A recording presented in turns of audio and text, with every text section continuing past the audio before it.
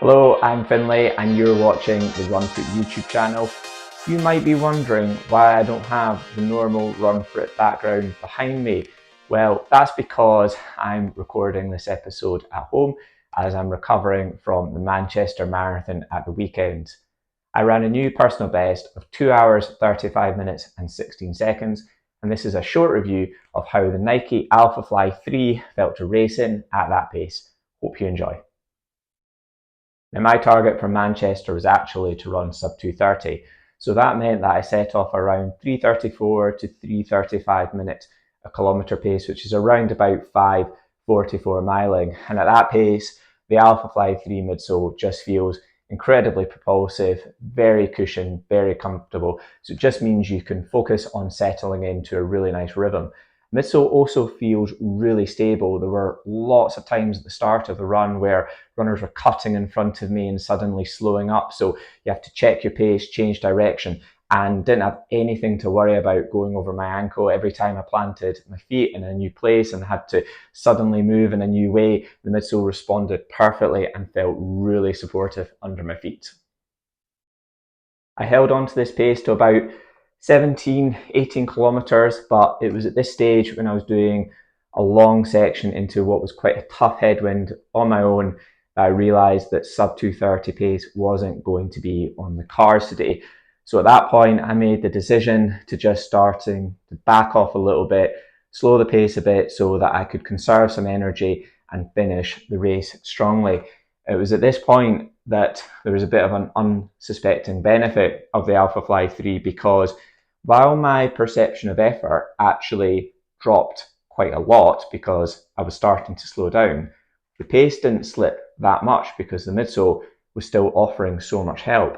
And that gave me a little bit of a morale boost because I looked at my watch, saw the pace dropping, but actually was feeling a lot better at that intensity. So that really gave me the confidence to go, hey, yes, it's maybe not going quite perfectly to plan, but this can still be a really, really good run today. While Manchester is quite a fast course, there are some tough uphill sections and then some faster downhill parts. And the reason for calling this out and why I'm holding the original pair of Alphaflys, the first edition, is that as much as I love these, I did find that the gap in the Zoom X foam would often feel a bit unnatural on undulating courses, and I quite often experience cramp after sections of uphill or downhill running, whereas the new continuous Zoom X foam in the third edition performed much better on both the uphill and downhill sections. So I think that's a significant improvement and something that isn't going to affect everyone in the same way, but it's definitely going to be a big benefit for some runners. The last 6 miles of the marathon were really tough. That's when your form's worsening and your biomechanics are starting to deteriorate. And in the past, for me, I found that sometimes super shoes that felt great at the start of the race haven't felt quite as good at the end. But that was what was really impressive about the Alphafly 3 on Sunday. The cushioning felt just as natural and just as fluid to run in at the end as it did at the start of the run.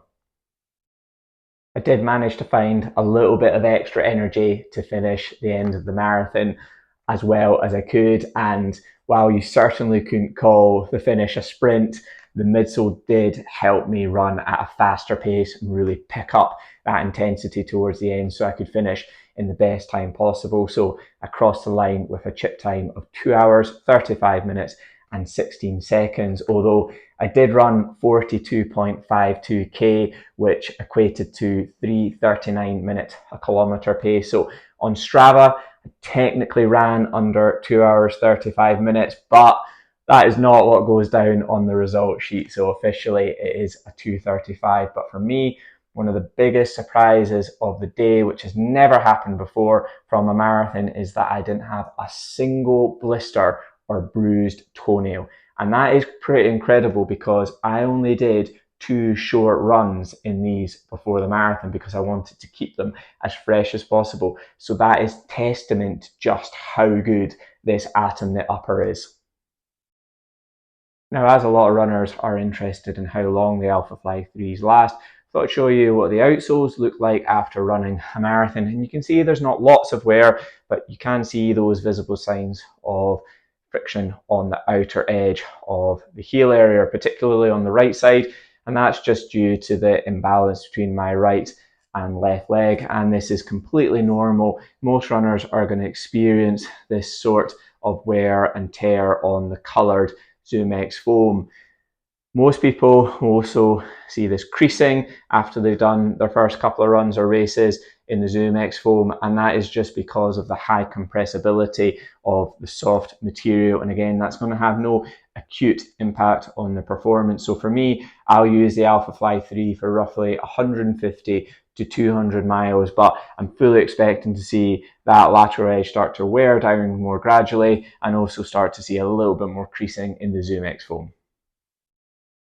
On a slight side note, if you're interested about the nutrition that I took during the race, I took a Morton Gel 100 calf about 20 minutes or so before the start of the race, just to get some caffeine into the system on top of the coffee I had with breakfast. I then took a Morton Gel 100 at 20 minutes and 40 minutes. I then went back to a Morton Gel 100 calf at 60 minutes to give me that 100 milligrams of caffeine. I repeated that for the second hour. So that meant that I had 75 grams of carbs per hour for the first 2 hours of the race. And then at 2:15, I took an SIS gel from an aid station just to give me that little bit of extra energy to get me through to the finish. However, I think in future races, I'm going to try upping that carb intake to roughly 100 grams of carbohydrate. In summary then, it's really pretty hard to find any faults in the Alphafly 3 while I look back at the marathon and go, yeah, I could have done more myself. I could have potentially got more out of the race day.